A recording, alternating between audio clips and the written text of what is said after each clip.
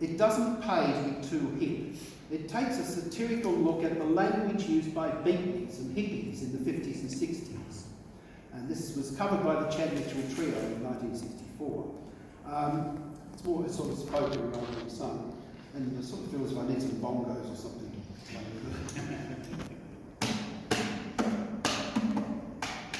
Well, for a long time now, I've been aware that I'm so hip, the rest of the world is square.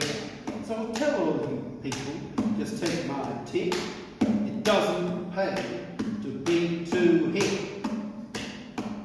Now, just last week, I found myself in the red, with no way to meet my overhead. So I went to my buddy and I asked him for some bread. And here's what he said. He said, sure, you want white bread, rye bread, pumpernickel, whole wheat, cracked wheat, bagels, challa or bialy. I said, later.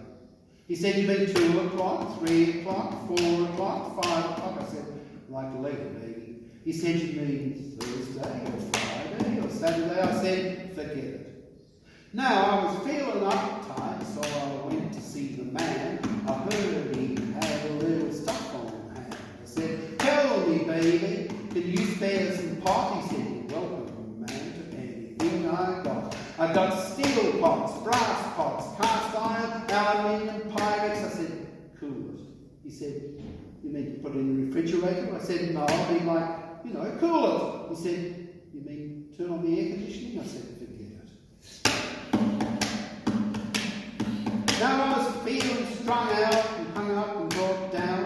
There was nobody hip like in the whole damn town. Then I met this chick, and she was long and tall. And I asked her, she had a ball. She said, football, baseball, volleyball, basketball, handball, pinball, bowling ball. I said, you're putting me on. She says, on the train, on the plane, on the bus, or on the subway. I said, no, I want to make it. She said, make what? I said, a scene. I said, I want to make a scene. She said, Shakespeare, Clifford Odets, Arthur Miller, or Pirandello. I said, forget it. And then she says, you know what I'd like to do? I said, no, what? And she says, I'd like to make love to you. So I lean back, close my eyes, and I says, go, baby, go! And she left.